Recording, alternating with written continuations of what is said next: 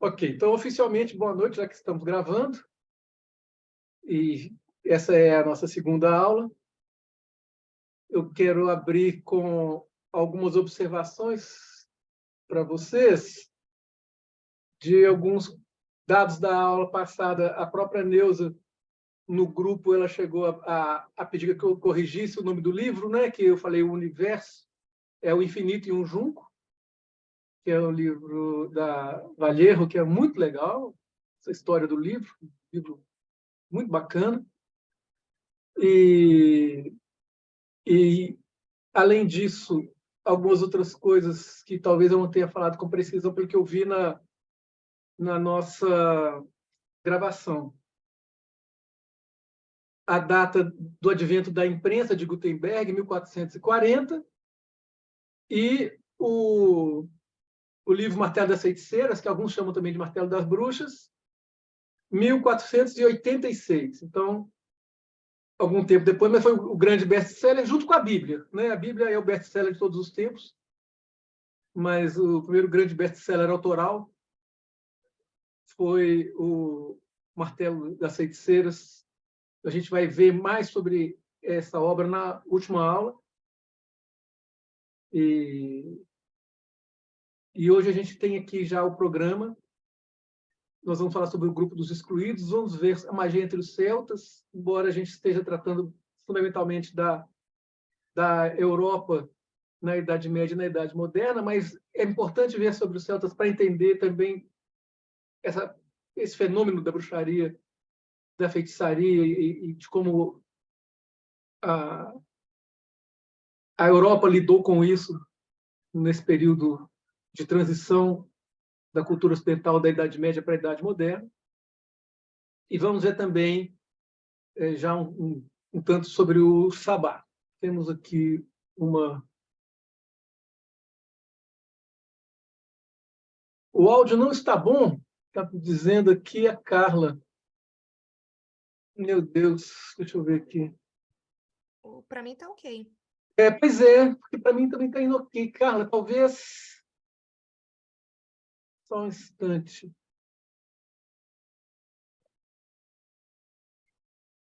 Deixa eu parar de compartilhar aqui.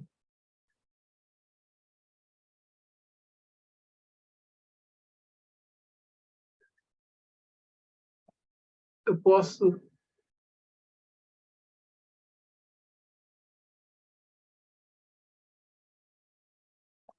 Vamos lá.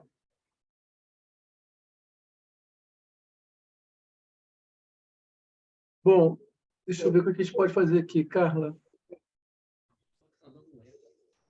Deixa eu voltar para a página principal aqui, para ver o que eu posso fazer. Depois eu compartilho novamente essa tela. Bom,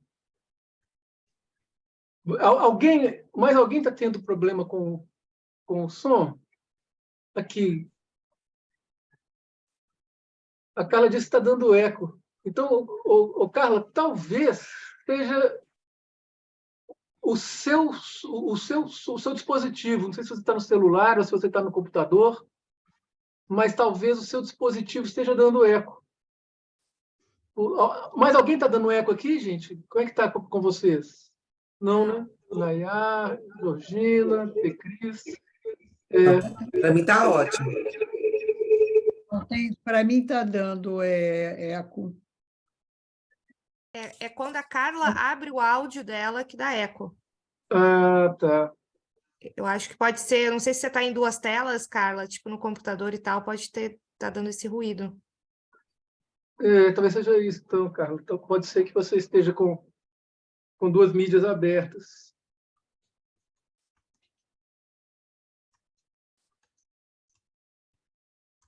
E tem mais uma pessoa aqui aguardando, a Flávia. Tá. Ok. Bem-vinda, Flávia. Boa noite.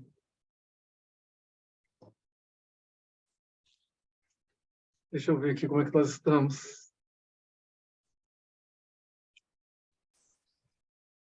A Carla, eu não estou conseguindo ouvir. Carla, espero que você consiga, porque agora estou vendo que seu microfone está aberto, mas talvez você não consiga. Ó, agora o seu microfone está dando eco. Eu acho que é isso. Maria Helena Lobão para entrar. Ok. Acho que entrou também. Ok, então está todo mundo aqui. E vocês que estão vendo, gente, não sei se vocês percebem se alguém estiver chamando alguma coisa, porque a minha tela, quando eu estou compartilhando, ela fica menor. Então, preciso que... Ó, Carla, o áudio ainda não está bom. Carla, talvez...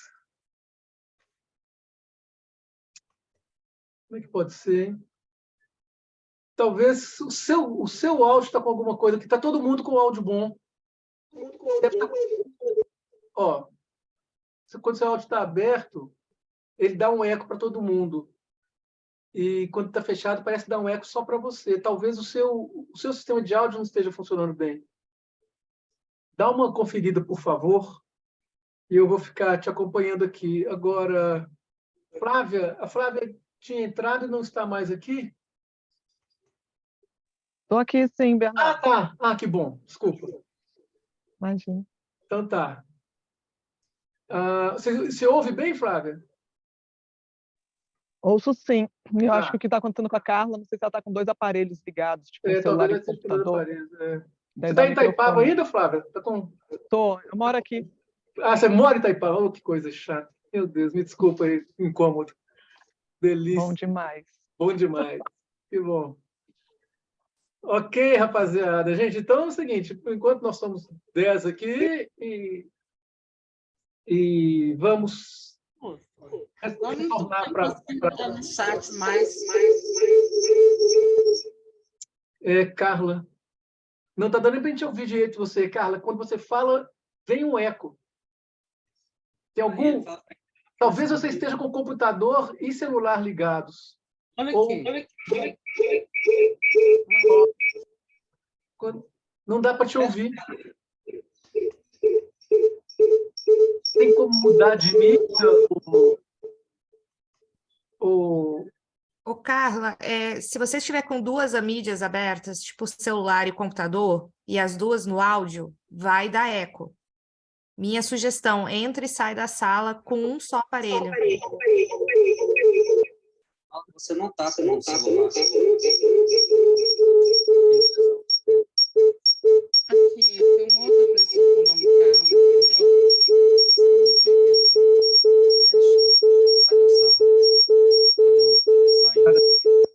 entendeu? Vamos lá. Então, como eu estava falando com vocês, a gente tem esse grupo dos excluídos que, de alguma forma, representa um padrão de preconceito da sociedade ocidental, inclusive um padrão antigo. Por quê? Porque eles são presentes em outros momentos da história. Tá? Como em toda época, qualquer sociedade elege grupos para excluir ou marginalizar. E não é raro que haja características semelhantes atribuídas a essas partes da população. Assim foi também ao longo desse período que a gente está estudando. À direita, vocês veem uma imagem de um livro, um pergaminho, né, mas um livro, chamado As Cantigas de Santa Maria, escritas pelo rei Dom Afonso X, o Sábio, rei de Leão e Castela. E ele retrata aí um judeu como um cambista. À esquerda aqui é o judeu que faz câmbio. Tá? Então, esses estereótipos do judeu como alguém que lida com dinheiro, que faz câmbio, que empresta a juros, essas coisas, ele está presente em diversas representações, inclusive nessa representação medieval aí do século XIII. os principais grupos excluídos foram identificados como os hereges, que já eram aí um grupo significativo, inclusive dentro da igreja, né? Principalmente dentro da igreja, havia algumas seitas, inclusive seitas mendicantes, que eram consideradas heréticas e foram perseguidas, mas seitas diversas, que contestavam várias coisas, inclusive chegavam a contestar a veracidade sagrada da hóstia, por exemplo, e do vinho. Contestavam se, de fato, Deus criou o mundo sozinho ou se o mundo foi criado por forças benévolas e malévolas, ou se as primeiras forças fossem, ao mesmo tempo, boas e más. Então, havia uma variedade de proposições heréticas. Os bruxos eram excluídos, judeus, prostitutas, homossexuais e leprosos. E os elementos comuns a 2 ou mais desses grupos não eram raros. O diabo ele estava por trás da consciência de toda a atividade, segundo o Richards, que é o principal autor dessa parte da nossa aula. Principalmente de 3 minorias. Os judeus, que eram uma minoria racial, os leprosos, que eram uma minoria afetada por uma doença contagiosa, e os homossexuais, que eram uma minoria sexual. Por inspiração do diabo, as minorias agiam na busca da destruição da ordem divina. A gente viu isso na aula passada, sobre como a organização do mundo é uma organização para que a ordem divina esteja sempre presente, de modo que o caos não ocorra. Então, todos os que estão... Só um instante aqui. Sim. Os ciganos estão... Sim, Carla. Os ciganos também estão no grupo dos excluídos, embora nesse ambiente os ciganos não tivessem tanta representatividade. Mas você tem razão. Eles também estariam no grupo dos excluídos. Só um instante que eu não sei se a gente tem mais alguém esperando na sala para entrar. Estranho. Tá.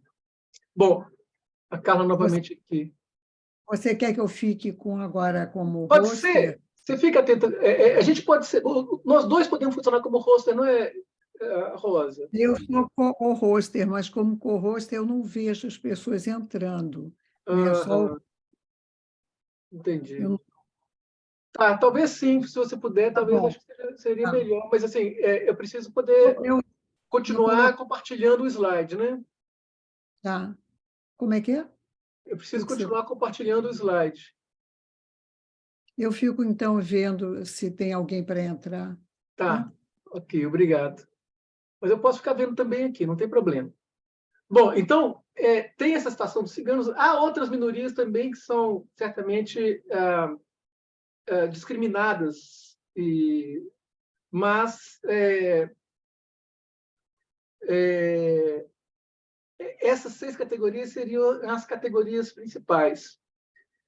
E, particularmente, os judeus... Oi? Posso já fazer uma pergunta que eu não entendi? Claro. Traz da consciência da atividade. Atividade, quer dizer, é a atividade que determina também? Por que consciência da atividade? Porque seria a ação. Ou seja, quando eu tenho consciência do que eu estou fazendo isso volitivamente, né? Mas a ideia é que isso não é tão volitivo, isso não é uma determinação da pessoa propriamente dita. Essa pessoa está sendo induzida pelo diabo. Então, até mesmo essa consciência seria algo que a pessoa não teria uma consciência crítica suficiente para não fazer aquilo, porque o diabo a estaria induzindo. Respondi a pergunta? Seria isso até para ser leproso? Porque Sim, mas é por causa das atitudes, né? É como se os leprosos eles tivessem atitudes também de buscar contaminar, existia uma necessidade de colocar os leprosos para fora da cidade ou em ambientes chamados leprosários, porque eles seriam ameaçadores, seja por algumas... As ideias eram que eles poderiam ser agressivos, que eles poderiam contaminar os outros, que eles poderiam agir de um modo maléfico para as pessoas. Daí eles terem que ser também postos excluídos. E segundo o... temos mais alguém aqui, só um instante. A Ana. Ok. Então, vai ter que... Então, temos aqui a Ana, que chegou. Deixa eu ver aqui mais uma. Quando você e a Rosa começaram a conversar, também, novamente, problemas. Carla, eu acho que você está com duas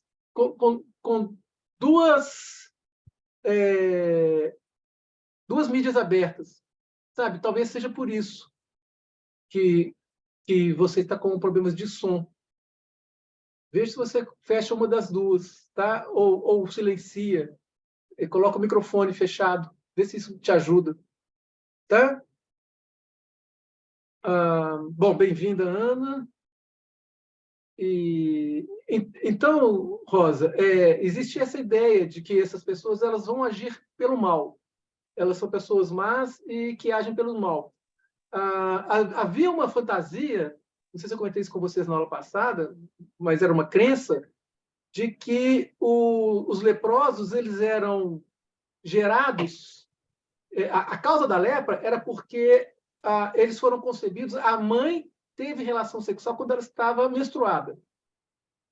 E isso provocaria, então, uma criança que viria a ter lepra, para vocês terem uma ideia. A superstição e as ideias persecutórias eram, assim, impressionantes, mas geralmente a culpa é da mãe e alguma coisa ligada ao sangue também. A gente vai ver isso ainda mais adiante. Ok, podemos ir? Tá. Vamos adiante. Então, no caso de Jesus, por exemplo, até mesmo pela responsabilidade pela morte de Jesus, os judeus teriam aquelas pessoas que tiveram uma influência demoníaca, ou eles tinham uma parte demoníaca. E grande parte da discriminação dos judeus na Idade Média, no começo da Idade Moderna, vinha também do fato de responsabilizarem os judeus pela morte de Jesus. E também por eles, embora compartilhassem parte da Escritura Sagrada da Bíblia, eles não compartilhavam das práticas do cristianismo propriamente dito. E, no caso aí dos homossexuais, por cometerem um chamado crime contra a natureza, ou contra a natura, que toda a igreja já condenava, uma vez que eles tinham relações sexuais que não gerariam frutos. E de formas que não seriam formas naturais, né? Então, contra a natureza também nesse sentido, porque eram relações sexuais que não eram feitas no padrão da cópula tradicional, a penetração pênis-vagina.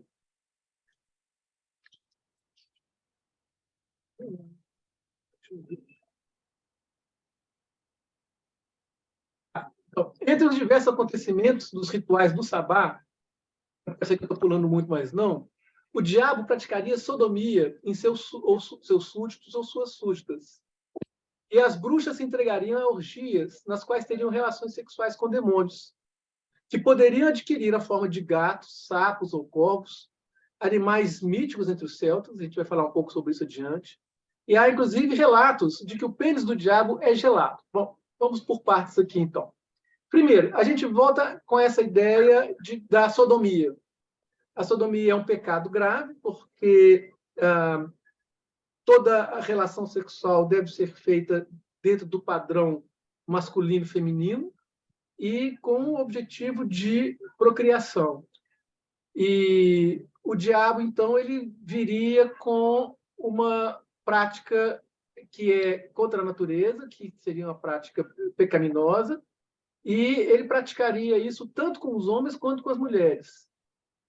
E então, nos dois casos, nos homens, por ser algo contrário, uma vez que os homens deveriam penetrar e não ser penetrados, e com as mulheres pelo fato de elas terem que ser penetradas para a fecundação e não poder haver a penetração anal.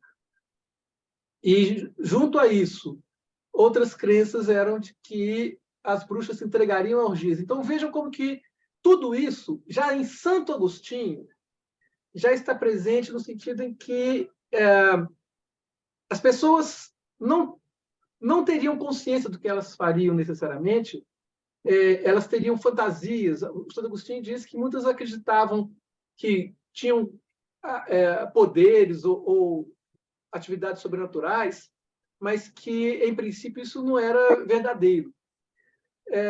Posteriormente, a gente vai ter a ideia de que a população acreditava nisso e que essas coisas de fato aconteciam, mas ainda não por iniciativa das pessoas.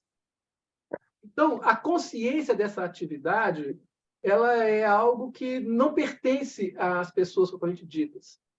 Elas são induzidas a fazer, ou elas chegam a fantasiar que elas fizeram, mas, nesse caso aí, de fato, seria o demônio que as induziria a todas essas práticas, inclusive as orgias. E nessas orgias, elas teriam relações sexuais com o demônio. Então, veja o tabu da sexualidade presente nessas situações, de modo que eram sempre situações que ou não geravam um fruto, ou se gerassem um fruto, gerariam um fruto demoníaco.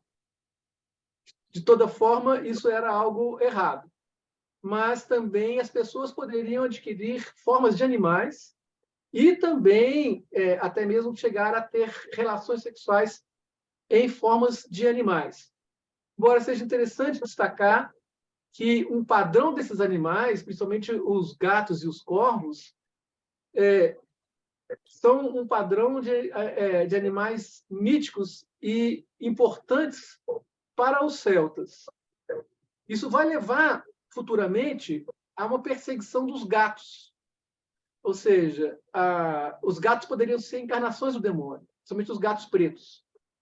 E as mulheres que tinham gatos pretos, que criavam gatos pretos, é como se elas estivessem, então, vivendo com o demônio junto a elas, se submetendo ao demônio, e talvez, né, elas devessem ser proscritas, mas, independentemente disso, ao se ver um gato preto andando, também havia uma tendência a matar o gato.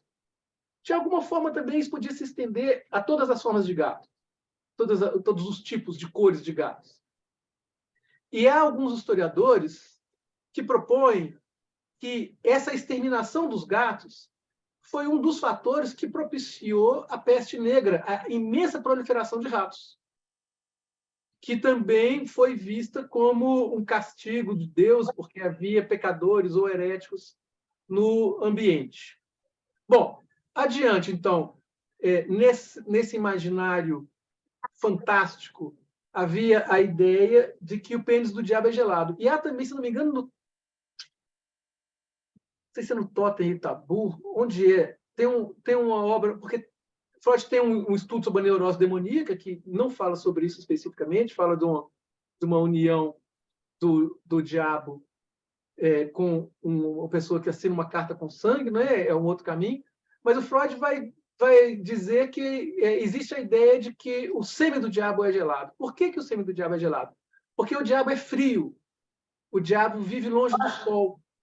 A gente tem um lado que é o lado do calor, do sol, sendo esse lado, portanto, um lado do bem, e então as pessoas quentes, as pessoas que fazem parte da crença ligada a um Deus bom, elas vêm numa tradição de um Deus solar. E o que é demoníaco, o que é diabólico, está ligado à noite. Então, por exemplo, por que esses sabás aconteciam à noite? Porque o diabo ele é as trevas. E as trevas são frias. Então, tudo que está relacionado ao diabo está ligado a algo que é gelado.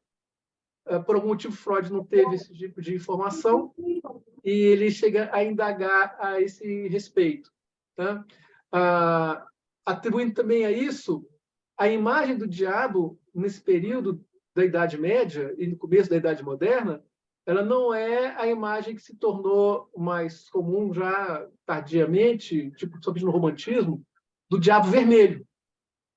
A gente tem a tradição do diabo ser vermelho, né? O diabo, antigamente, ele era negro. E tem, nesse livro do Afonso X, em alguns textos, algumas cantigas que ele fala sobre o diabo, ele descreve o diabo mais preto que o piche. Então, o piche já é uma substância negra, né?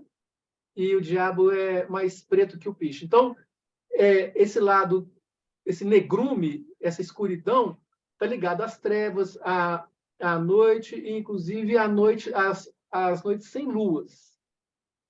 Daí também, então, a associação com a escuridão, com a cor que o diabo tinha antes de se tornar um diabo vermelho, né? E assim por diante. Bom, ainda com o Richard, ele observa que as bruxas ocuparam um lugar de discriminação, que, em parte, coubera aos leprosos na sociedade ocidental. Então, nesse período, a lepra vai diminuindo em quantidade. E aí ocupam-se, esses espaços são ocupados por algumas categorias. Em parte, isso vai para as bruxas, e, assim, da parte da mãe menstruada, né? Já comentei com vocês. E, em parte, o Foucault, na História da Loucura, ele diz que é nesse período que os loucos começam a ser discriminados e começam a ser segregados. E, então, eles começaram a ser trancafiados e presos nos leprosários. Ou seja, os leprosários ficaram vazios, não havia quem colocar lá. E aí se criou uma nova categoria para ser discriminada e para ser segregada, e essa categoria eram os loucos. Então, a origem dos hospícios está nos leprosários.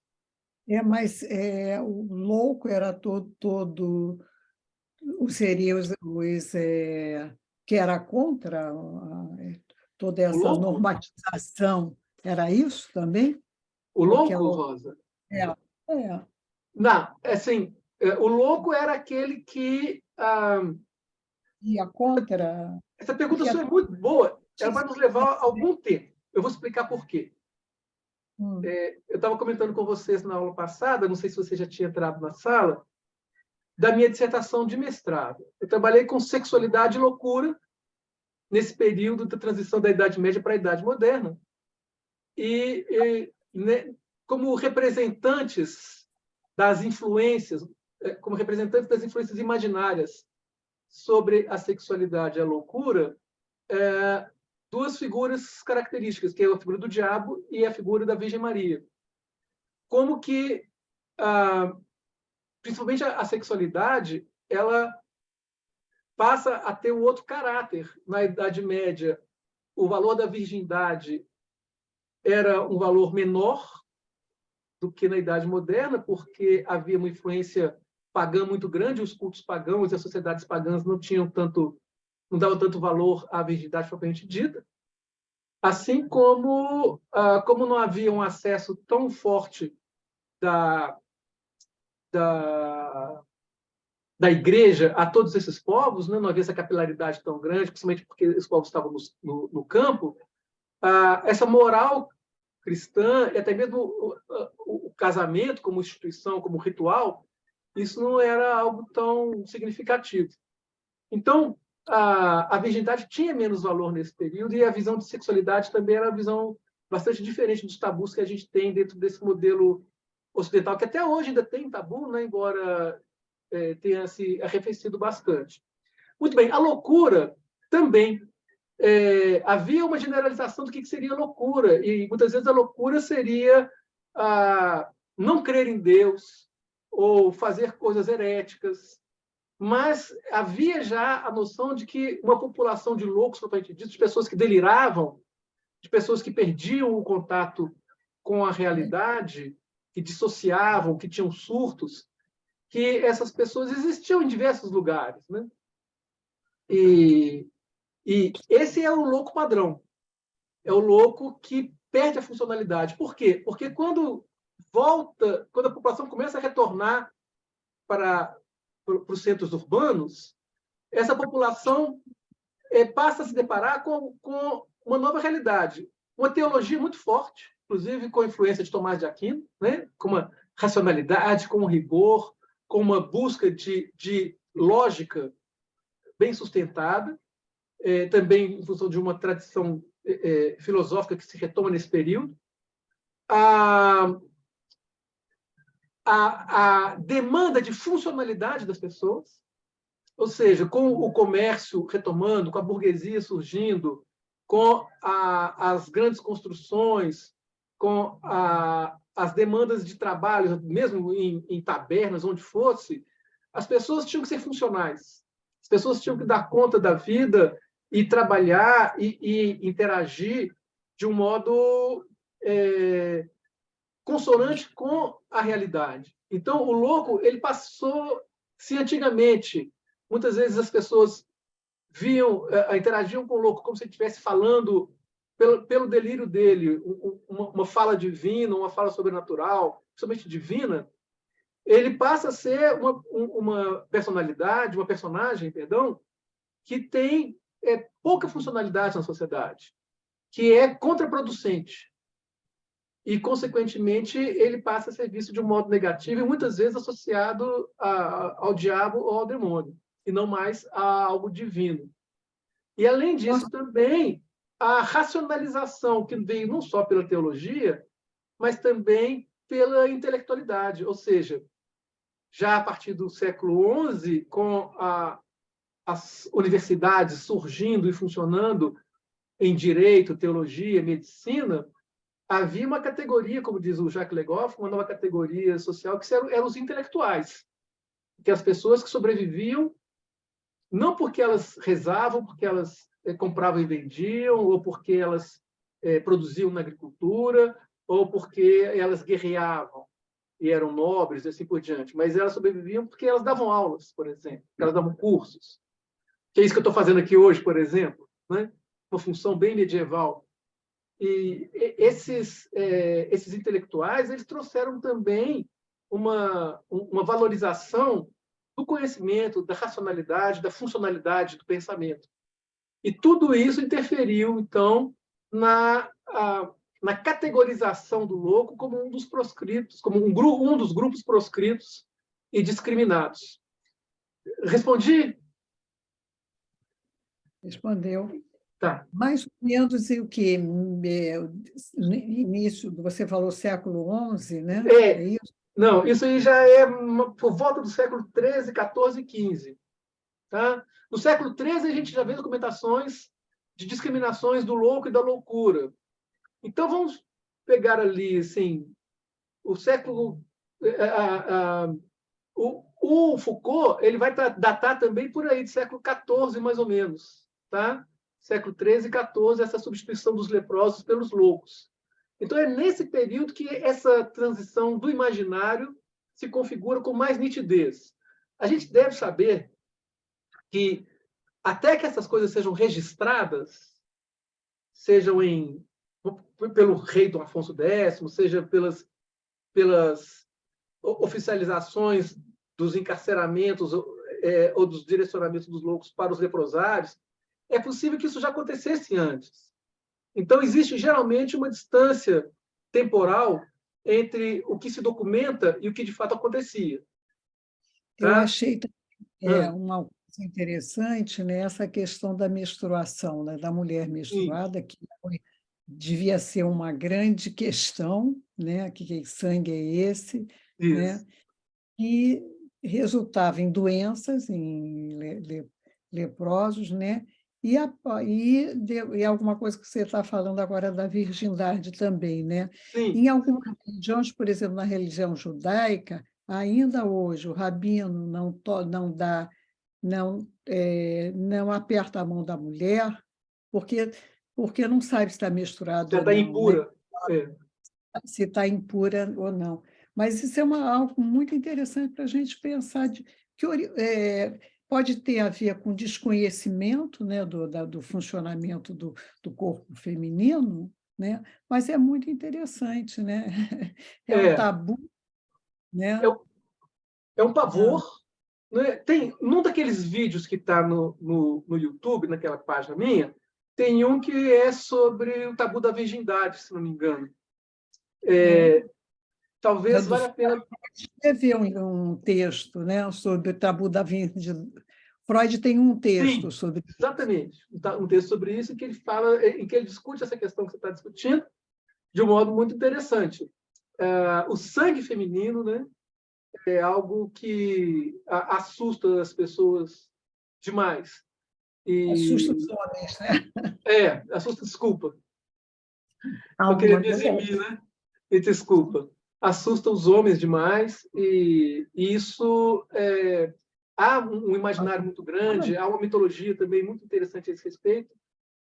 Futuramente eu posso talvez até trazer, ou até mesmo a gente, paralelamente, conversar sobre isso, mas eu tenho muito material a respeito, porque não dá tempo de colocar tudo aqui, não é? Mas eu posso talvez depois recomendar algumas coisas para vocês, igual eu tenho mandado por e-mail alguns textos, algum material, eu posso mandar algumas coisas para vocês aí futuramente, tá?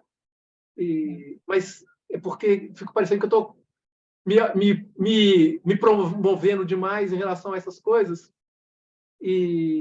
mas não é porque de fato eu estudo muito isso e fez parte do meu estudo de mestrado, fez parte do meu estudo de doutorado, fez parte de cursos que eu já dei em vários lugares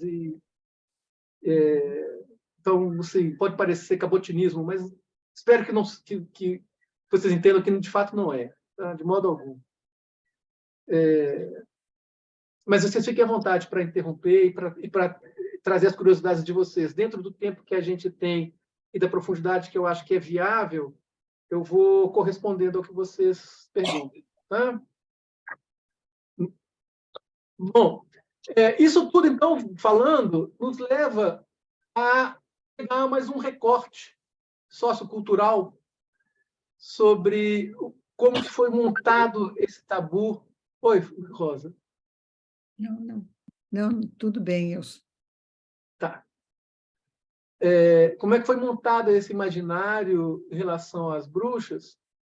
E eu particularmente, acho extremamente importante considerar a tradição celta, ou céltica, né? Por quê? Aqui tem um mapinha à esquerda, mais ou menos, mas aqui tem um mapa melhor da Europa para a gente ver a geografia, né, a extensão. Essa parte amarelada no centro é a região original dos celtas. Essa parte verde é a primeira expansão deles, a verde clara. Depois a verde mais viva e depois a verde mais escura. Isso então mostrando que praticamente toda a França, uma imensa parte da Península Ibérica, Alemanha, Áustria, Europa do Leste, Países Baixos e toda a Grã-Bretanha, e ainda uma parte da Ásia Menor aqui, se vocês forem observar, tudo isso, né? Então, essa é uma distribuição diacrônica dos povos celtas e o núcleo em Hallstatt, por volta do século VI a.C., que são os primeiros registros. E aí eles vão se expandindo até por volta do século III a.C.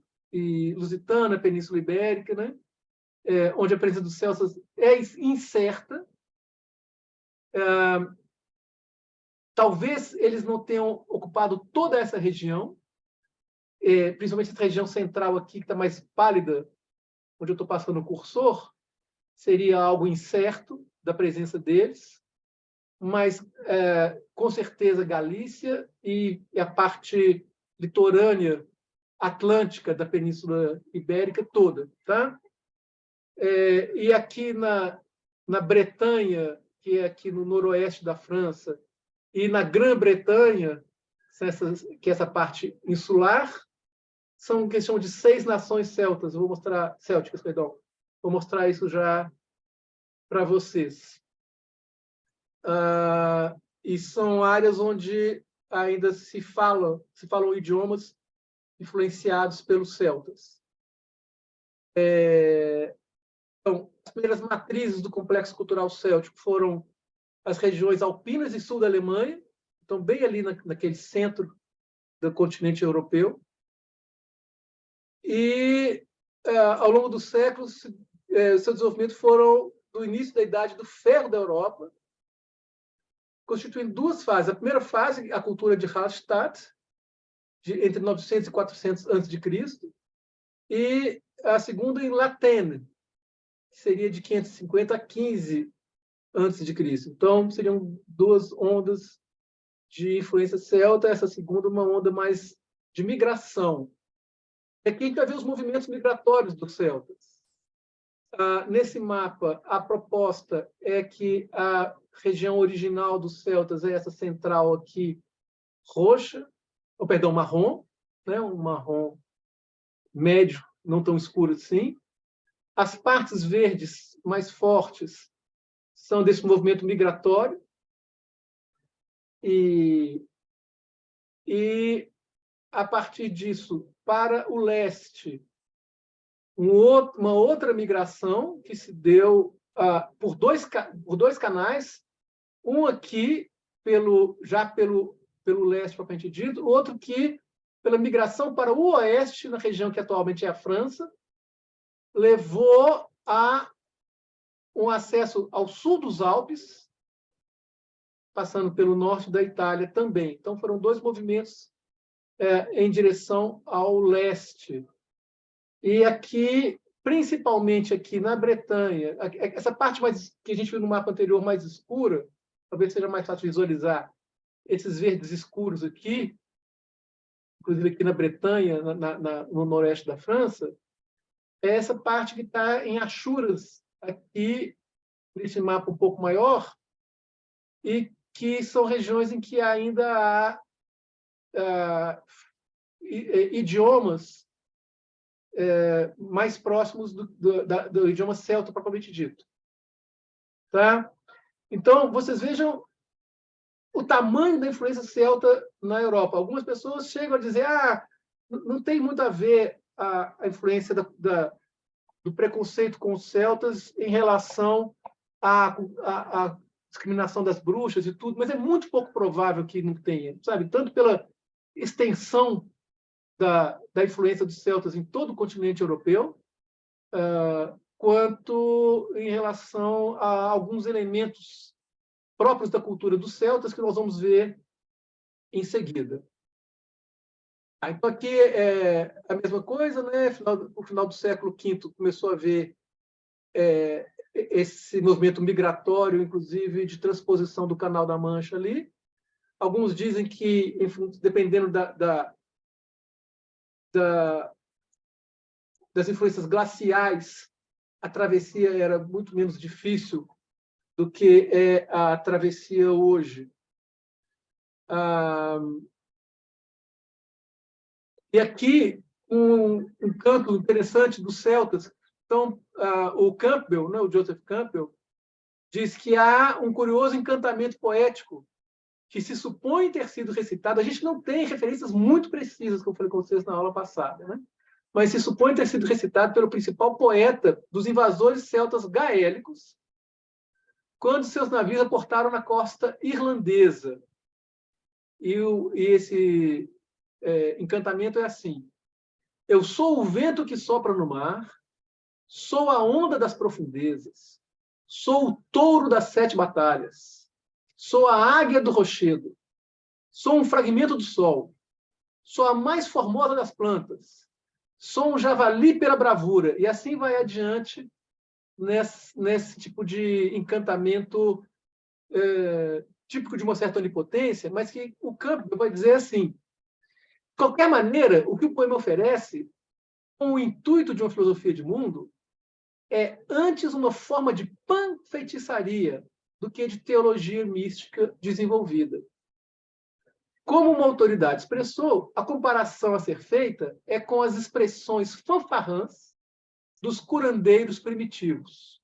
E outra, o que reivindica o poeta não é tanto a memória de existências passadas, seria a tradição mais teológica, mística, né? Quanto à capacidade de assumir todas as formas à vontade. É isso que lhe coloca no nível e lhe permite superar seus adversários super-humanos. Tais ideais são básicos à prática xamânica. Então, o que o Campbell está chamando a atenção aqui é um outro tipo de expressão mística religiosa, que, em vez de cantar a história, porque os aedos, os rapsodos, os poetas antigos da tradição, por exemplo, persa, egípcia, grega, eles, mesmo romanos, eles tinham o ato de cantar os feitos antigos como algo valioso. A própria Ilíada, por exemplo, ela, antes de ser escrita, ela era recitada em versos. Isso tudo ligado a uma crença de um povo, a uma história desse povo. Nesse caso aí, o que a gente vê são ideias de que eles estão ligados com o domínio da natureza e com a possibilidade de tomar formas, o que é muito próximo às práticas xamânicas, e é um outro tipo de expressão religiosa, um outro tipo de se ver e de ver a natureza de si mesmo e de ver a natureza ao redor. E essa maneira de lidar com a natureza, de mudar as coisas, de transformar as coisas, de pegar a força da natureza e, dominando essa força, interferir novamente, seja sobre a natureza, seja sobre o ser humano, é que está, de certa forma, fundamentando a prática da feitiçaria e da bruxaria. Daí, essa proximidade entre os celtas, entre a cultura céltica e o mito que se construiu, né, as crenças que se construíram em relação ao que seria a feitiçaria e a bruxaria nesse período entre Idade Média e Idade Moderna. Os milésios, um povo poeta... Alguém quer falar? Tem um ruído aqui. Não, só perguntar se também os cantos não serviam de uma tradição oral, né? Para Sim. não... Eu li em algum lugar aí, né, que eu achei muito interessante, como não tinha escrita, não tinha a impressão, né? Se cantava também nas igrejas os feitos para não se perder a história. É isso? Sim, é isso. É essa tradição a qual o Campbell se refere, ou seja, quando se cantam os feitos, quando se cantam a história, você está trazendo isso tanto para um lado sagrado, quanto para um lado de uma identidade de um povo que se vê construindo essa história e interagindo entre si e com a natureza de um modo que tem uma certa consciência e que tem uma fundamentação na realidade, mesmo que essa realidade seja uma tradição histórica na qual eles acreditam que de fato aconteceu. A Guerra de Troia foi aquilo, ou algo que se conta na igreja é outra coisa. Mas nessa tradição celta, eles não estão trazendo a história deles propriamente dita. Eles não estão contando sobre os heróis. Eles estão falando de um poder de interação com a natureza que é extremamente sobrenatural. E essa interação dá a eles uma crença e uma identidade que resulta, obviamente, em um modo de viver e de interagir, tanto socialmente quanto misticamente, que é radicalmente distinto dessas outras tradições que a gente tem da Ásia Menor, dos persas, dos gregos, dos egípcios, dos romanos e assim por diante. Então, é exatamente a falta do acesso à escrita que faz com que os cantos e as poesias tenham essas estruturas, inclusive com ritmos e com rimas que facilitam a memorização, facilitam a lembrança e ajudam a perpetuar uma história e uma identidade. Mas, no caso dos celtas, parece que eles iam muito além disso. Eles cantavam muito sobre esse poder, essa expressão típica do xamanismo propriamente dito, que não está ligada a uma história, mas está ligada a essa forma de interação com a natureza. E, bom, vocês vão me interrompendo à medida que vocês vão querendo, tá? Que vocês acham que é importante. Então, por exemplo, os milésios, que são povos do poeta Amarghan, teriam vencido, que esse poeta, eles teriam vencido os invasores anteriores da Irlanda, os Tuatha Dé Danann, cuja principal deusa, mãe dos deuses, era Dana, ou Danann, que era a sua forma no genitivo. Por isso que está aí, Tuatha Dé Danann, né? Eles eram filhos de Dana. E ela é a mãe terra, doadora de fertilidade e de abundância. Pode ter sido uma das divindades a quem eram oferecidos sacrifícios humanos. Duas colinas em Kerry são chamadas de as tetas de Anu. E Anu é uma variante do seu nome, desse nome de Dana, porque deriva da raiz verbal na, que significa nutrir. Então, é um fenômeno de uma grande mãe. Muito bem, essa Tuatha Dé Danann, nós vamos ver aqui, fizeram esse tronco dos celtas insulares. E há aqui um outro tronco que está ligado a Cernunnos, não sei se vocês conseguem ler aqui, que é o deus chifrudo. Muito bem, na aula passada, a Denise, que não está presente, mas vai nos ver na gravação, ela comentou como a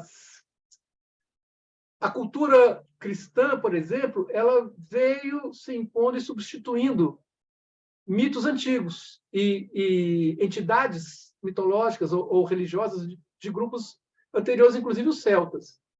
Mas a gente vê aqui que mesmo a Dana ou Anu, ou as diversas formas que se dão a essa entidade fundadora feminina, foram substituídas por uma entidade central masculina, que é Cernunnos, de um outro tronco. Então, esse fenômeno ele acontece recorrentemente na história da humanidade, desde quando se tem notícia, por todos os continentes do planeta. Tá?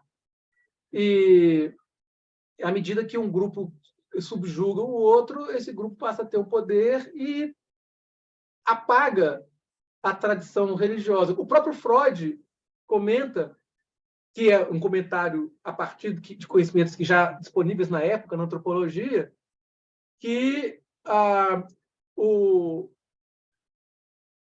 deus de um povo vencido se torna um demônio. E ele é substituído. Isso no texto dele sobre a neurose demoníaca. Né? Então, quando ele quer dizer como que a identificação do demônio como um pai negativo, né? E um lado persecutório, um lado cruel da função paterna. Ele não fala função paterna, a função paterna é Lacan, né? Mas acho que vocês entenderam o que eu estou querendo dizer. Se não entenderam, vocês me perguntem, por favor. Tá? Então, esse movimento dos celtas ele não é um movimento puro. Ele é um movimento significativo com vários conflitos entre eles lá também. Essa entidade aí, que é o chifrudo, que é o Cernunnos, para Campbell, é a grande figura paterna desse panteão. E era o deus do inferno. Mas vejam só, o inferno não lugar do demônio maligno. Inferno na acepção do termo, que seria o mundo inferior. Tá? Ou seja, um submundo, que César comparou a Dis, Plutão ou Hades. Seu nome gaulês era Cernunnos, significando talvez chifrudo. E aí a gente vê que chifrudo é um dos epítetos que se dá para o diabo até atualmente. Né? E derivado de Kerna, aí no caso corno, por exemplo, também tem uma mesma origem etimológica, que seria chifre. Mas não se tem certeza, tá? Que de fato Quernuno significaria o chifrudo. Nas epopeias irlandesas é chamado de Dagda, que vem de Dago Devos, que seria o bom Deus. Aí, tá, vamos lá. Devos, Deus, Theos, Zeus, tudo junto, tudo a mesma etimologia, tá? E aí também dia. Quando você fala bom dia, você está falando bom Deus. E assim por diante. Entre outras coisas, porque muitas vezes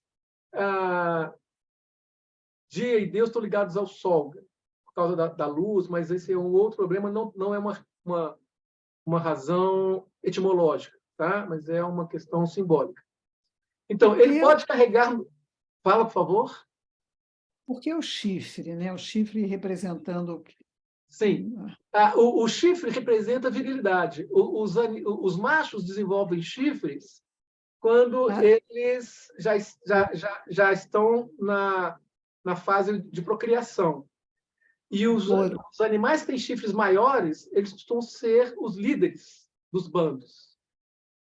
Então, além disso, existe não só uma questão de fertilidade, como para alguns uma ideia ligada à divindade.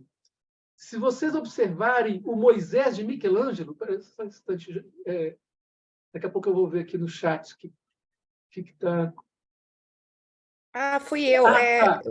Eu ia dizer que o chifre, porque tem aqui do veado, seria como se fosse uma coroa? Seria não uma coroa, mas um falo, né? Um sinal de fertilidade, um sinal de força, um sinal de força masculina e da dureza, né? Ou seja, o falo enrijecido, né? O pênis enrijecido do macho.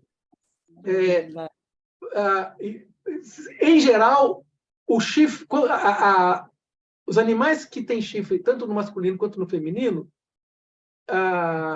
o chifre masculino é maior.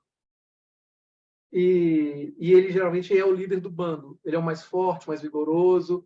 Mas o Moisés de Michelangelo, ele tem chifres também, se vocês já perceberam, que está ligado à proximidade de Deus. E algumas deusas antigas, algumas representações, talvez a gente veja ainda aqui, no caso de Diana, por exemplo, tem chifres menores, mas que seriam equiparados à lua. Então, os chifres tipo de boi, por exemplo, e de vaca, eles estão mais associados à lua.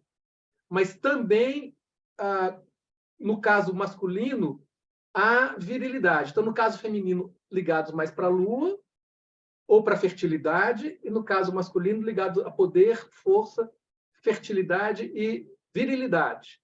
Tá? Nessa imagem à esquerda, vocês vão observar um Quernunnos que domina as forças da natureza. A serpente, vocês veem à direita um veado que tem um poder também aí que tem os chifres também correspondendo a ele. E essa serpente, vocês veem que a serpente tem um chifre também, é muito curioso. Ela também está ligada a essa força, a esse poder. Embaixo, à direita dessa imagem, um touro, também com chifres, e à esquerda, um leão, que é uma força também de virilidade. E não é uma leoa, né? É um leão. Então, todos esses elementos estão associados a esse imaginário. No alto, se vocês forem perceber, no centro, uma lua, como eu falei com vocês, que também está ligada, muitas vezes, a essa ideia do crescente, do chifre, mas também a lua crescente sempre ligada à fertilidade. Tá? E, ao fundo, plantas, árvores, que são também elementos da natureza que representam a efetividade da fertilidade. Quando há verde, é porque algo fértil deu certo. Tá? Inclusive, à direita, a árvore ela tem alguns frutos. Tá vendo? Quer dizer que essa fertilidade fecundou e, consequentemente, vai dar novos frutos. Deixa eu ver. Tá, então aqui ele pode carregar no braço um saco de abundância, do qual procede o rito de cereais. Muito bem. Esse saco de abundância do rito de cereais está ligado à deusa da fartura mais antiga. Tá? Então já é uma sobreposição do masculino sobre o feminino. Aqui mais uma imagem de Cernunnos também, do deus chifrudo. Novamente, vocês podem perceber que a esquerda e a direita, imagens de serpente, que também é um animal ligado a forças da terra e do mundo quitônico, o mundo da terra e do submundo, né? Esse mundo quitônico que está na transição da superfície para o mundo subterrâneo. E por quê? Porque Cernunnos era também uma entidade do inferno, né? Do mundo subterrâneo. Por isso também ele está sempre não, né? Mas recorrentemente associado a serpentes, e na maioria das vezes as serpentes estão na parte inferior da iconografia. Você comentou, né, que quer dizer, por detrás tem, vamos dizer, a fertilidade feminina e agora a questão masculina. Isso. É no sentido dessa passagem, né, para as sociedades mais masculinas, do patriarcado, que seria isso? Sim, seria. Seria uma sociedade androcêntrica, né? Ou a gente não sabe, porque pode ter havido uma sociedade patriarcal que conviveu com as grandes deusas, com as deusas da fertilidade. Então, às vezes, a gente usa o termo androcêntrico porque, ainda que patriarcal, já com a figura masculina como a entidade principal. Tá? E é isso. Há esse tipo de desdobramento em praticamente todas as culturas do planeta. E isso pode estar ligado a essa demanda masculina, quando o homem percebe que ele também faz parte do processo de geração de vida, como a gente comentou na aula passada, que é algo que não era muito simples para ser percebido primitivamente, ele passa também a querer ser alguém que está presente na vida que foi gerada. Então, o homem quer ser pai. Ele se vê... Nossa, espera lá, tem alguém esperando aqui para entrar na sala.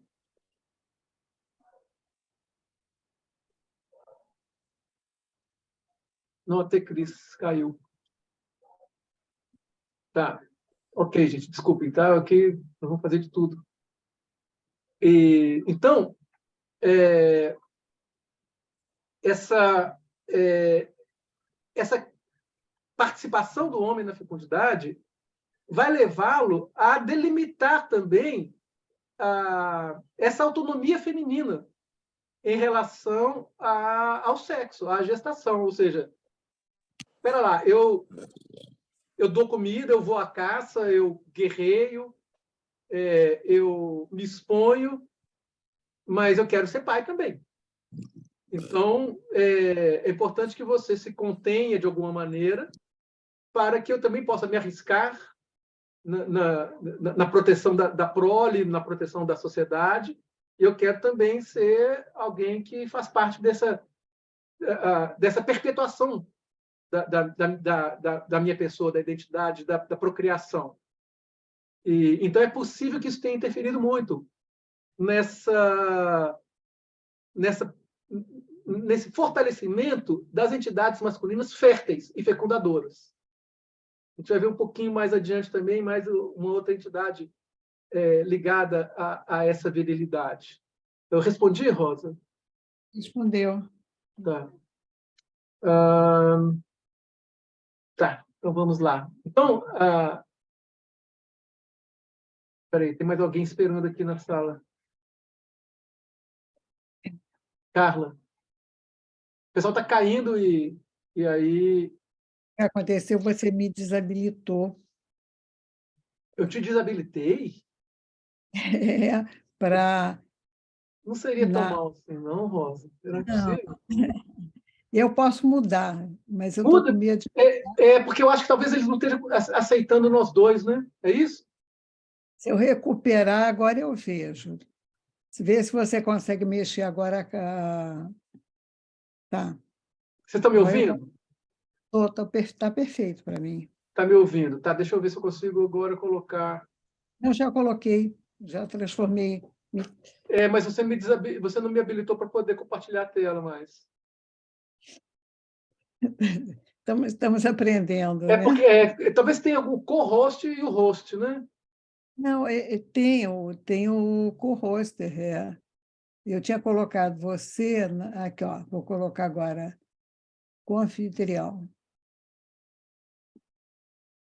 Agora, vê se você consegue habilitar agora. Agora Tá bom. sim, obrigado. Ok. A gente está aprendendo aqui e está dando certo. Isso é bom. Bom, então,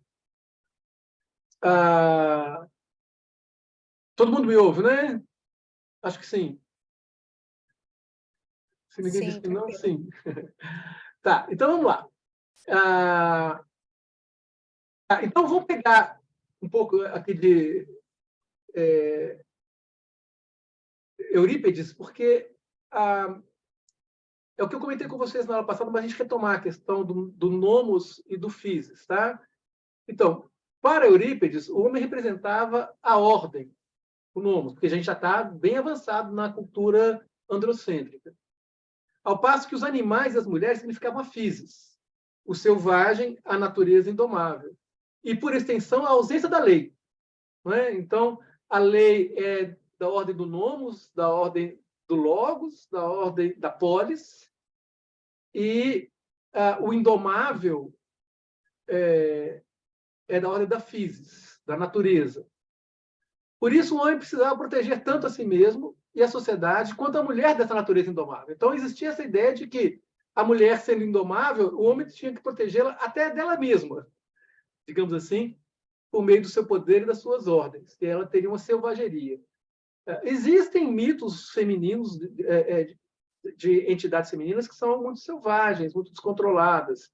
E as primeiras entidades femininas mitológicas, elas eram caracterizadas por todos esses aspectos. Elas eram mães, elas eram mortuárias, elas eram guerreiras, elas eram responsáveis por desastres, e por ressurreições, por fertilidade, por tudo. E à medida que as sociedades foram se tornando mais complexas, isso foi dividindo. Então, essas características foram sendo divididas em outras divindades femininas. Há, por exemplo, o mito dos Inuit, em que uma jovem, ao mesmo tempo, se nega a cumprir os tabus e a se casar. Então, é um mito, os Inuits, né, que são os esquimós, havia uma jovem lá que ela não ia se casar, ela queria ser livre e não se submeter nem mesmo aos tabus de comer carne e tudo mais. E aí, com isso, o caos reina na aldeia. E ela põe tudo em risco. E, consequentemente, ela acaba fugindo, desaparecendo, para que a ordem se restabelecesse. E aí ela desaparece mesmo, ela foge, de certa forma, ela é banida para que Ela é essas... banida, ela é morta, né? Agora. Oi? Se pensar na nossa sociedade, né? Também tem ainda isso, né? Eu estou achando super interessante, né? Tem sim. Que ela, daí uma das causas do feminicídio, né? Uhum. Isso. Não. Isso. É essa intolerância masculina por ele ver que a ordem que ele estabelece está sendo desfeita, né? E a imagem da Arruinada. mulher como natureza indomável, a ausência de lei. Essa Uhum. ideia da ausência de lei que o Freud lamentou, que as mulheres discutem muito, né? Que ele tem que a mulher não teria dificuldade de aceitar a lei, né? Exato. Édipo. E no Édipo, exatamente a questão da castração do falo, né? Não, ele faz um falo de falo, Lacan fala, mas a questão da castração, da presença do pênis e tudo. É muito interessante isso. Estou achando muito interessante essa origem, vem lá de trás, né? Exato. É legal, né? Eu acho bacana o tanto que isso aí está entremeado. Uma coisa realmente entranhada na cultura que se repete, né? Sim, Conscientemente, né? Isso se exatamente. mantém. Pois é, como eu falei no começo da nossa aula, é um imaginário atemporal e pangeográfico. E isso está em todos os lugares, todos os tempos, isso é impressionante. Daí o Jung falar em arquétipos, né? Assim, ele não delirou nessa proposta, não. A gente pode acreditar ou não nos arquétipos, mas ele tem por que propor essas ideias, né? Bom, então, entre os celtas, o mundo natural era luminoso, usando o termo junguiano aqui. Né? Ele era fantástico, ele era maravilhoso. Quando se tratava da ordem entre o humano e o divino, a physis era mais importante que o nomos. Então, esse lado transcendental, e para os celtas, não existia uma diferença entre o mundo real e o mundo sobrenatural. Então, a physis era o todo, praticamente. Tanto os animais quanto as deusas deviam ser considerados como especialmente próximos ao universo sagrado. Para os celtas, uma imagem de um animal era uma deusa ou um deus, tanto quanto uma imagem em forma humana. Não se tratava de uma representação, mas de uma presença. Então, o animal ele podia ser uma deusa ou um deus. A gente vai ver adiante, por exemplo, o corvo. Né? Uma imagem também não era uma representação, era a coisa em si. A representação, o simbólico é da ordem do nomos. E a coisa em si é da ordem da physis. A deusa, em sua essência, estaria presente e se manifestando em qualquer dessas circunstâncias. E não precisava ser tangida pelo masculino para que o mundo humano estivesse livre do caos. Então, vejam, é um outro imaginário. Uma vez que o mundo físico e espiritual eram praticamente o mesmo, a prática do que se chama de magia era comum entre os celtas. Não se tratava de um exercício restrito aos druidas. A magia não seria considerada algo sobrenatural, mas uma das formas de contato com a natureza. Por isso, as mulheres continuaram a praticar a magia mesmo após o desaparecimento dos druidas, ou seja, era uma prática cotidiana, entende? A interação com essas forças da natureza, como a gente viu lá no canto do cara que estava indo invadir a Irlanda,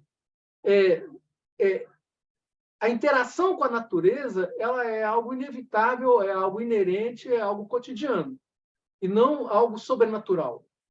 A interação com as forças sobrenaturais da natureza. Né? Quer dizer, não existe o sobrenatural nessa condição. Tudo é natural, tudo é natureza.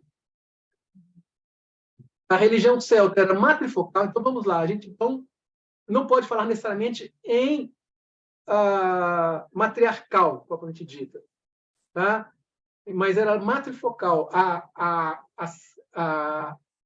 personagem principal do exercício da religião era uma deusa materna, digamos assim. E, assim como as divindades femininas tinham um poder especial de determinação do humano, que seria o legislador e governante. Então, vou explicar isso já para vocês. Tá? Ou seja, a entidade feminina determinava quem seria o homem que iria governar. Tá? Então, ela era matrifocal, mas ela era já androcêntrica. Segundo McCulloch, uma vez que muitos dos cultos primitivos estavam nas mãos das mulheres e que esses cultos implicavam um amplo uso de magia, elas foram as primeiras detentoras da magia.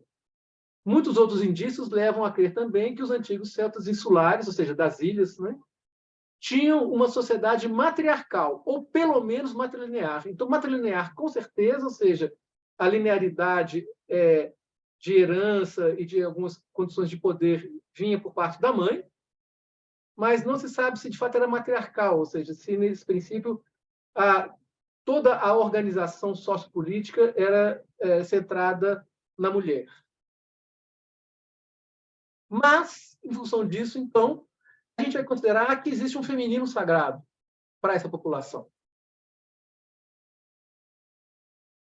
Dagda era o pai, tanto de Bamba quanto de Brigitte, e possuía, ademais, um caldeirão do qual ninguém saía jamais descontente, cujo conteúdo restituía a vida aos mortos e despertava inspiração poética. Muito bem, então, você tem aí o caldeirão de Dagda. Tá?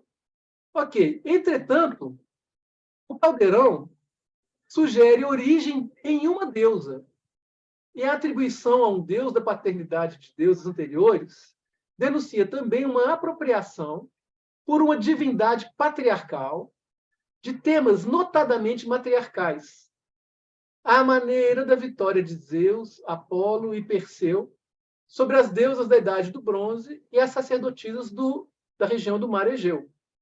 Tá? Então, o que a gente vê? O caldeirão ele é quase que unanimemente considerado um elemento feminino. E esse elemento feminino, o útero. A simbologia do caldeirão está ligada ao útero. E, como a gente vê aqui, olha, ninguém saía desse caldeirão descontente. Então, era como se fosse um rejuvenescimento, um renascimento, uma ressurreição. O caldeirão faz parte dos cultos celtas e ele é, em princípio, um elemento ligado ao feminino, ao renascimento. E como que era usado, né? Quer dizer, as pessoas entravam no caldeirão, qual é o simbolismo, né? Isso varia muito. Nós vamos ver daqui a pouco algumas questões do simbolismo, mas, geralmente, o que se fazia nesse caldeirão era dado para as pessoas para elas poderem se restituir. O mais irônico disso tudo é o Obelix, né? Que caiu num caldeirão mortal e saiu de lá quase que imortal, vamos dizer assim, por causa da poção mágica. Então, era isso. O caldeirão ele traria a nutrição sagrada. Ele seria esse ambiente que faz, inclusive, que dentro da mitologia celta, insular, fazia até mesmo com que fosse possível renascer os heróis, se jogassem os restos mortais dos heróis dentro do caldeirão. Outra oportunidade, a gente fala sobre essas questões de Zeus, Apolo, Perseu, mas Perseu é mais fácil a gente falar, né, do combate dele com a Medusa, que certamente era uma sacerdotisa dos cultos das deusas serpente. E aí ele vai combater a Medusa, que tem o cabelo de serpente. Quando ele a mata, quando esse masculino sobrepõe ao feminino, o feminino é demonizado e se cria um mito da vitória do masculino sobre o feminino, né? Dessa cultura já um pouco mais tardia e androcêntrica sobre os cultos femininos e esses rituais ligados à serpente, que são bem mais antigos. Evidências da importância de divindades femininas entre os celtas antigos são encontradas na citação de McCulloch, feita por Campbell, em um trecho que se refere à deusa da poesia e do conhecimento, que é Brigitte, depois virou Santa Brigitte, ou Santa Brígida, no panteão cristão. Lê-se: ela deve ter surgido no período em que os celtas adoravam, de preferência, deusas e não deuses. E o conhecimento, ou seja, a arte de curar, a agricultura e a inspiração, era antes da mulher do que do homem. Então, essa deusa Brigitte, Brigitte, ela está associada também ao caldeirão e é uma das deusas mais antigas, principais da cultura celta. E um ponto que eu comentei com vocês na aula passada, sobre a Catedral de Notre-Dame de Paris, foi encontrado um altar céltico, hoje exposto no Museu Cluny. Esse altar mostra 3 grous nas costas de um touro, do qual cresce uma árvore. Possivelmente se trata de mais uma edificação cristã construída sobre um templo. A Catedral Notre Dame, né? É mais uma edificação cristã construída sobre um templo celta, provavelmente dedicada a deusa Morrigan. Tá, então vamos lá. Deusa Morrigan, ela se manifestava de diversas maneiras, inclusive como corvo. Tá? Então, esta como uma manifestação do destino, vindo das fortalezas mágicas de Tuatha Dé Danann, é conhecida como Bab, a gralha ou grou de guerra. Como outras deusas do mundo céltico, germano, grego e romano, ela aparece normalmente triplicada. Comentei com vocês na aula passada sobre motivos para que as deusas sejam tríplices, né? Entre outros, a questão da lua. Vocês vão ver que no alto dessa imagem há uma lua crescente, no sentido crescente do hemisfério norte, uma lua cheia e uma lua minguante, no sentido minguante do hemisfério norte. Tá? A gente vai ver uma deusa tríplice aqui, e essa triplicidade tem, obviamente, como a gente já comentou, já vários motivos. E elas muito associadas a aves, e aqui uma coruja, que também é um animal que está associado ao trânsito entre o mundo dos vivos e o mundo dos mortos. Tá, em princípio é isso, se for o caso a gente vai falar mais adiante. Nas mitologias, o mais comum é que os corvos se associem à morte também, principalmente devido à cor negra, noites ameaçadoras e corpos em decomposição, e por infestarem os campos de batalha para se alimentar dos corpos e seus fragmentos que ficam após a retirada dos grupos que se confrontam. Deusas celtas associadas à guerra, como Masha e Morrigan, eram tidas como capazes de se transformar em corvos, como acabei de mencionar, além de ter o poder de realizar profecias, algo esperado, pois os corvos teriam a capacidade oracular. Então, além da capacidade de transitar entre o mundo dos vivos e o mundo dos mortos, eles também tinham capacidade oracular, ou seja, eles fariam predições. Agora, celtas continentais, não insulares, né? Entre os gauleses, algumas deusas ave apresentavam na figura do corvo uma entidade boa, associada à cura e à prosperidade. É o caso, por exemplo, de Xantossuelta, cujo nome alguns dizem que significaria a correnteza sinuosa, outros dizem que é o vale aquecido pelo sol. Esposa de Sukelos, o deus do martelo. Falei com vocês, lembram? O deus do martelo é o deus da fertilidade, deuses ligados ao raio e ao martelo e ao trovão. Thor, por exemplo, né? Zeus, Sukelos, geralmente símbolos fálicos e símbolos de fertilidade.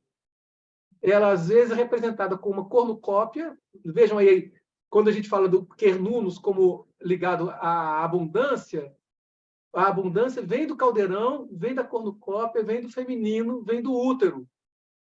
Então, é uma cornucópia, símbolo da abundância, muitas vezes com uma casa, aqui no caso aqui é a casa de Xantossuelta, mas regularmente com um corvo. Tá? Então, ela geralmente está representada com um corvo. Esse corvo pode representar o acesso ao mundo transcendental, conforme é comum entre as aves, mas também representa o poder de cura. Então, Xantossuelta, ela é uma deusa ligada à cura também, além da fertilidade. Como a gente viu, deusas mais antigas, elas guardavam diversas características simultaneamente. É uma característica interessante, aparentemente contraditória, no caso de uma ave tida como agourenta e a feita da degustação dos mortos. Porém, ainda que seus primos de rapina também abutres sejam sobrecarregados de uma reputação negativa, outro primo de rapina, o urubu, é tido entre alguns povos da Amazônia, isso talvez a Flávia possa até nos dar mais precisão sobre essa informação, como um ser conhecedor de remédios e capaz de curar. Isso ocorre porque se considerou que quem pode lidar com carniças e demais substâncias que adoecem é um conhecedor de seus antídotos, ou seja, é capaz de curar. Então, é possível que, uma vez que uma entidade seja capaz de lidar com a morte, ela seja também capaz de lidar com a vida. E isso remete, mais uma vez, àquelas deusas bem remotas, bem antigas, que eram, ao mesmo tempo, deusas da origem do universo, da origem da vida, da fertilidade, mas também deusas mortuárias. Tá. Agora vamos para as bruxas celtas e para depois a gente poder passar para alguns pontos ligados à bruxa do ponto de vista cristão. Tá? Na mitologia celta irlandesa, para que um rei tivesse o reconhecimento de que poderia reinar, ele deveria participar de um casamento sagrado com uma deusa da soberania, que lhe daria um cálice com a bebida vermelha, provavelmente um vinho para beber. Um tipo de presente de casamento e uma confirmação de que ele fora escolhido. Então, vamos lá. Veja, como falei com vocês antes, quem outorga o poder é uma entidade feminina, mas quem exerce o poder é uma personalidade masculina. Quem outorga está ligado ao sobrenatural, ao divino, e quem recebe está ligado ao secular, à vida na terra, à vida política e funcional propriamente dita. Então, era por meio de um cálice que essa representante da deusa determinava quem seria, ou a própria deusa dentro de alguns contos mitológicos, né? Determinava quem seria o rei ou a pessoa que iria comandar aquela população. E, novamente, o cálice, possivelmente, é uma miniatura do caldeirão. Novamente, um recipiente, um vazio, um útero, que vai representar esse feminino abundante. E aí a gente tem a nossa tradição, né, de quando quer desejar algo bom a alguém, a gente pega um cálice e brinda, né, com o cálice da outra pessoa.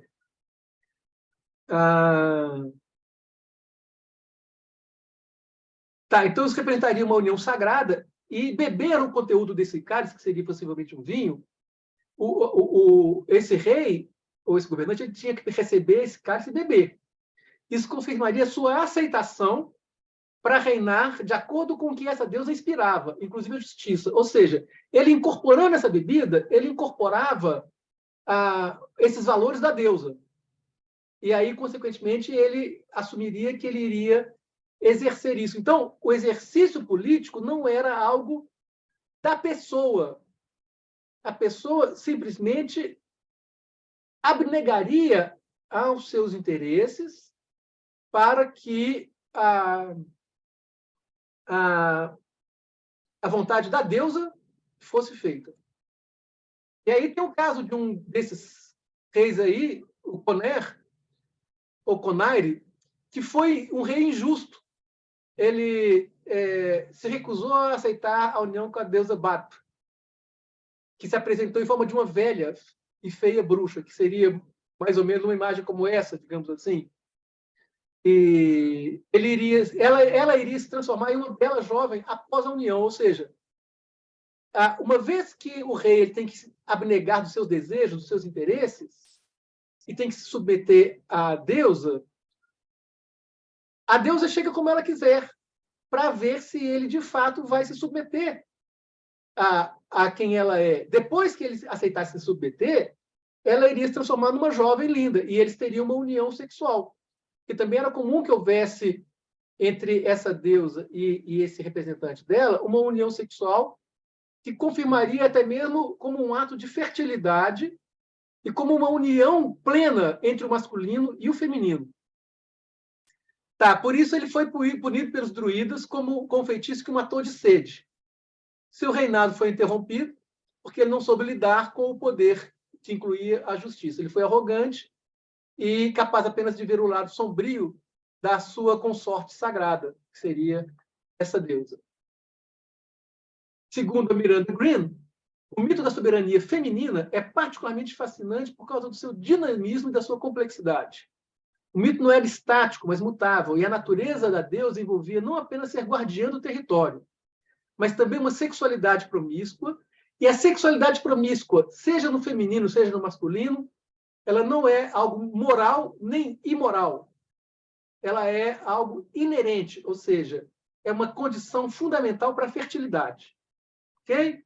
e também estaria ligado à força física e à morte. Nenhuma das quais, ou seja, nenhuma das características é mutuamente exclusiva. O que isso quer dizer? Que duas ou mais podem e geralmente estão presentes em uma dessas divindades femininas. Um outro elemento presente no imaginário, quando eu falo imaginário, não é imaginário lacaniano, não, é imaginário antropológico, tá? Sociológico. Um desses elementos presentes nesse imaginário é a Lua, também muito presente nas imagens, nas figuras do sabá e da bruxaria. E a gente vê entre os celtas também uma personalidade ligada à Lua, que seria Arianrhod, que é virgem e mãe, o que é comum também nas grandes mães antigas, que elas sejam virgens, e é uma deusa celta associada à Lua, pois seu nome significa roda de prata. Arian seria prata e Rhod seria a roda, tá? Que é uma lua cheia. Segundo o mito, ela era virgem quando subitamente nasceram 2 filhos, o que é comum também, não é? Uma deusa parir o bem e o mal, o certo e errado, a lua e o sol, e assim por diante, essa binariedade. Quando um deles imediatamente fluiu para o mar, que seria Dila, e o outro, Lev, ou Leu, que foi logo levado pelo tio para ser criado. Então, não ficou com ela. Vejam só uma transição da questão matrilinear para a questão patrilinear, ou seja, o poder de criar já passa para o masculino. Contrariada com o nascimento dessa criança, a mãe lhe impôs 3 maldições. Não ter um nome, exceto se a própria mãe lhe o desse, e ela não deu. Não ter armas, exceto se fosse armado pela sua mãe, e ela não o armou. E não desposar uma humana. Ainda que as maldições tenham sido superadas, essas interdições tratam do impedimento de que o menino se tornasse um adulto, por meio dos ritos de passagem, do ponto de vista masculino, né? Ou seja, a mãe que se nega o nascimento do filho quer que ele seja sempre uma criança. A mãe que nega o nascimento do filho quer que ele seja sempre uma criança. Nesse sentido, é provável que essa negação do nascimento esteja implícita na proibição de se alcançar a vida adulta. Então já se vê aí um feminino destruidor e um masculino salvador. Embora, desde as divindades femininas remotas, as primeiras, houvesse o aspecto destruidor do feminino. Tá? Isso é muito explorado, por exemplo, pela discípula do Jung, a Marie-Louise von Franz. Ela tem um livro chamado O Feminino, que ela aborda, entre outras coisas, esse aspecto. Então, esse pode ser um lado tirânico das divindades lunares cíclicas. A sombra desse aspecto feminino é incapaz de se desapegar e de perdoar, fazendo com que tudo sempre retorne e nunca amadureça. Sem desapego, sem crescimento. Não por acaso, Leu ou luz está associado a um ciclo, o fim de um ano e o início de outro. Isso está ligado ao mito desse rapaz, tá? Ou desse homem, posteriormente, que ele cresce, né? E ele vai estar ligado ao início do ano e ao fim do outro, porque é o mito da luz. E o amadurecimento de um filho por uma entidade sobrenatural, perdão, o amaldiçoamento de um filho por uma entidade sobrenatural celta, associada à lua, pode ter alimentado a lenda cristã sobre as bruxas. Outra categoria mitológica feminina entre os celtas é a feiticeira. Uma mulher espírito, muitas vezes ligada à fada. Viu? A fada não é bonitinha, nem lânguida, não. Muitas vezes, primeiro que fada é uma categoria que contempla tanto o masculino quanto o feminino. Tem um livro do Tolkien, o cara que escreveu O Senhor dos Anéis, que fala muito sobre isso, é muito legal. Então, é uma mulher espírito que atrai, na maioria das vezes, homens para a fronteira do mundo sobrenatural. E geralmente provoca-lhes infortúnios. Então, veja essa mulher devoradora, essa mulher destruidora do masculino. A identidade dessa feiticeira costuma ser ambígua. Não há clareza sobre a qual mundo ela pertence. Principalmente porque não havia uma fronteira nítida entre esses 2 mundos. E ela interage nesses 2 mundos com a mesma habilidade, digamos assim. Muito bem. Ainda sobre esse natural, sobre essa questão do feitiço, evidências arqueológicas sobre feiticeiras ou bruxas na Europa céltica pagã, ou seja, muito antiga, quer dizer, que poderia acreditar que havia uma entidade, ou que havia um exercício maléfico das forças da natureza. Então, encontraram-se, por exemplo, uma folha de chumbo onde são descritos 2 grupos rivais de mulheres com o poder da magia, ou nas brictas. Então, nessa folha de chumbo, um dos grupos teria utilizado magia nociva contra o outro, que, por sua vez, se valeu de mulheres sábias para combater o efeito adverso do feitiço. Então, está escrito ali essa disputa de magias, de feitiços, um grupo contra o outro, para ver se conseguiria sobrepor o rival. E também o fato de algumas mulheres terem sido enterradas com a cabeça arrancada do corpo. Aí está uma fotografia documental desse tipo de fenômeno em uma tumba antiga celta, pois essa decapitação após a morte serviria para que o espírito delas não conseguisse retornar ao corpo e assim não pudesse continuar exercendo a magia. Ou seja, depois que essa pessoa que fez feitiços que trouxeram mal morreu, arrancaram a cabeça dela, enterraram longe do corpo para que ela não pudesse continuar exercendo a magia, uma vez que, mesmo morto fisicamente, havia um trânsito entre o mundo dos vivos e o mundo dos mortos. Então, para Miranda Green, amaldiçoar, julgar um feitiço ou seduzir são atos relacionados com o controle ou domínio dos seres humanos, praticado por pessoas que têm ou dizem ter poderes sobrenaturais, mas que não possuem necessariamente origem divina. Então, não tem que ter origem divina para poder ter o dom da prática sobrenatural. Na magia celta, muito frequentemente, esses praticantes da magia são mulheres. Suas atitudes de dominar um homem e muitas vezes desprovê-lo de sua virilidade poderiam ser interpretadas como um ato de rebeldia contra a dominação masculina. Contudo, Green realça a possibilidade de se tratar de uma justa posição das culturas cristã, patrilinear, e da celta pagã, de origem matrilinear.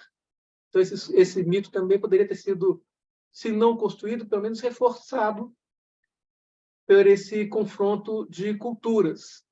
Vocês veem aqui essa imagem de Medb, e vejam aqui, é tão interessante, é uma coisa tão importante na cultura celta, que ela estampou a nota de 1 libra irlandesa. Aí é a figura que se atribuiu a Medb. Então, ainda no sentido de derrotar um homem, a rainha Medb transformou 6 crianças mortas em bruxas. Então, veja como que esse poder feminino ele é um poder de transformação de seres, de poderes e assim por diante. Em bruxas e feiticeiros, por meio de um processo violento. Destruiu um braço, uma perna e um olho de cada. E assim eles se tornaram bruxas e feiticeiros. Então, ela os treinou na magia e os enviou pelo mundo para que aprendessem ainda mais, ou seja, vai aprender a magia das outras culturas. E nessa busca por aprimoramento, ganharam de Vulcano, por exemplo, lanças destinadas a matar um rei, o que foi feito contra o grande herói irlandês Urtulain. Então, veja, Medb, um feminino combatendo um masculino, e nesse mito o feminino vence por meio de uma prole, não é, da fertilidade. Existe um mito de uma entidade da Assírio-Babilônica chamada Tiamat. E Tiamat ela gera vários demônios para poder vencer, para poder combater o herói que está fortalecendo na cultura masculina. Então, ela gera uma prole. A mesma coisa aconteceu com Reia, e quando Zeus, né, e os Olímpicos vão combater Saturno e os titãs, por exemplo, ela gera mais entidades ainda para que eles possam entrar nesse debate, nesse combate. Então, seja no combate entre Tiamat e Gilgamesh, seja ali Reia e os olímpicos, principalmente capitaneados por Zeus, seja no caso de Medb e Cutulain, a gente vê esse combate entre a tradição, se não matrilinear, pelo menos centrada no feminino, e a ascensão da cultura centrada no masculino. Posso te perguntar só uma coisa Deve, básica? por favor. Não, matrilinear. Por que você chama de matrilinear ou É que patrilinear? se reconhece a origem da criança e, consequentemente, os seus direitos, as suas heranças e seu direito político, inclusive, por estar ligado à mulher, à mãe, ou por estar ligado ao homem, o pai. Como, por exemplo, ainda determinados países, a herança, né, dada pela linhagem matrilinear, né? Isso. Quer dizer, ou patrilinear, entendi. Isso. Tá? Então, é a linhagem feminina ou a linhagem masculina. E a gente, no nosso exercício da psicanálise, a gente vê coisas impressionantes, como que existe uma identidade de uma linhagem feminina nas mulheres e como existe uma identidade de uma linhagem masculina nos homens de uma forma muito interessante. Inclusive em relação a traumas transgeracionais, né? São coisas muito curiosas. Mas a gente, infelizmente, não vai poder entrar nesse aspecto aqui, porque a psicanálise é outro tipo de bruxaria, né? Vamos dizer assim. Outro curso, né? Oi? Próximo. Próximo. Daqui a tanto, vamos ver.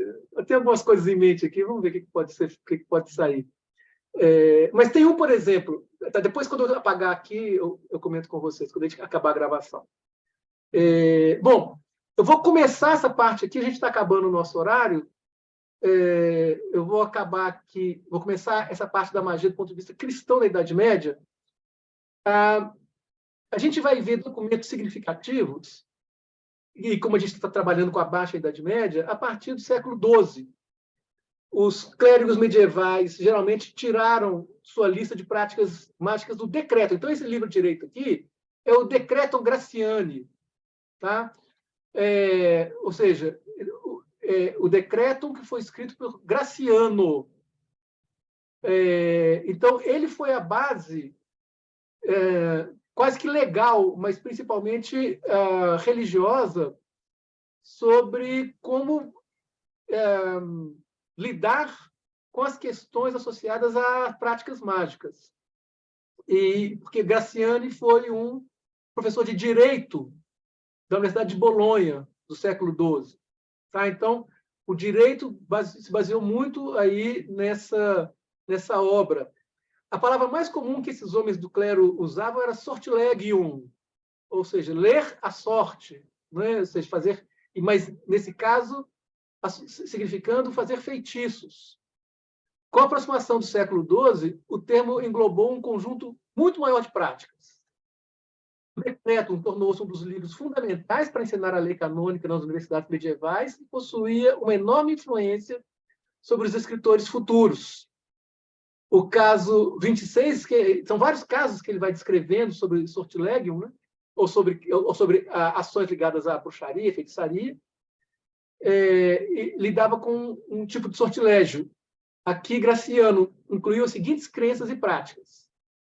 Então, tudo isso entraria dentro do que seria um sortilégio. Tá?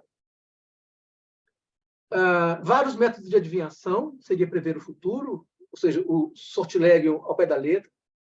Uso de encantamentos de cura e amuletos.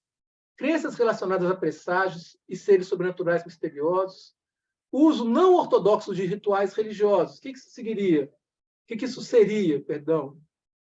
Rezar a missa para os mortos em nome de uma pessoa viva, para que ela morra. Entende? Então, você colocava lá, o padre ia rezar a missa para mortos, e alguém colocava lá o nome de alguém que estava vivo. Porque assim, quando o padre rezasse, a pessoa iria morrer. Tá? Então, são tipos de feitiços que se promoviam, né, ou que se acreditava que se promoviam naquele período. Graciano se baseou muito nos escritos de Santo Agostinho, no século V d.C., para quem as práticas mágicas, que incluíam desde amuletos até astrologia, por não terem nenhuma relação com a natureza, apenas seriam sinais para que demônios passassem a agir e realizassem os resultados desejados. Então, para Santo Agostinho, não havia um poder na coisa em si. Havia uma possibilidade de demônios agirem por meio de pessoas que eram mais fracas e que, por fazer algo contra a ordem, abriam a porta para o caos. O seu decreto tratou da ilegalidade da adivinhação, de amuletos, de presságios, de seres sobrenaturais, abusos rituais religiosos, entre outros problemas. Tá? Então, a gente vê que já começa a ter uma legislação que se preocupa com o exercício da bruxaria. Tá? Mais adiante, já no século XIV, John Bromyard, um frade dominicano, escreveu sobre o combate a crenças pagãs ligadas à magia, adivinhação e crenças populares, entre outros temas importantes para a doutrinação da prática cristã exercida pelos clérigos. Para ele, existiriam seres sobrenaturais chamados seres belos, ou pulcher populus. Pulcher, belo, bonito, né? E populus, povo. Que, tal como as fadas, ensinariam como curar e adivinhar, além de voar com as mulheres com quem teriam contato. Então, vejam que já começa a aparecer algo novo nessa crença legisladora, que seria voar. Não só aqueles feitiços, mas voar e uma influência de alguns dos outros tipos de seres, como esses seres belos. Porém, seres belos e elfos, ainda que possuíssem o dom de curar, poderiam ser malignos, de acordo com outros manuais de pregação. Ainda no século XIV, então, fascículos Morum, nele, elfos seriam capazes de transformar homens e mulheres em animais. Vejam, mais uma novidade. Está vendo? Aquelas coisas... Por que a gente ficou muito tempo nos celtas? Para a gente entender que isso foi sendo absorvido nesse imaginário. Então, eles podem passar a transformar homens e mulheres em animais e abduzi-los para a sua terra. Igual a gente viu aquela feiticeira que vivia entre o mundo dos mortos, ou o mundo dela, sobrenatural, né, melhor dizendo, o mundo sobrenatural e o mundo natural. Então, eles são capazes de levar para o seu mundo, nesse caso aqui, do mundo dos elfos, a Elfolândia. Outras fontes propunham que eles poderiam castigar as pessoas que revelassem os segredos ensinados, e seriam também capazes de causar lesões, inclusive mordidas, e doenças em humanos. Está vendo? Isso tudo vai chegando, embora a gente estivesse falando de povos celtas, de uma cultura originária do século VI a.C., por exemplo, e aí continuando, dissipando pela Europa, a gente vê aqui já século XIV. É muito tempo, gente. São 1000 anos, pelo menos, de distanciamento. É claro que a cultura celta permaneceu de diversas maneiras, e aqui começa a entrar na preocupação dos cristãos.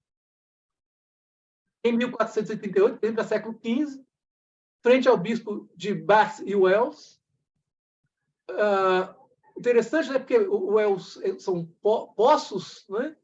E Bath, banhos, né? Então, provavelmente um lugar de águas salutíferas, e esses locais de águas... Nanto-Celta está ligado ao culto de águas também, tá? Águas salutíferas. E, então, uma mulher chamada Agnes Hancock foi acusada de curas mágicas. Veja, já é um problema, isso já é uma acusação.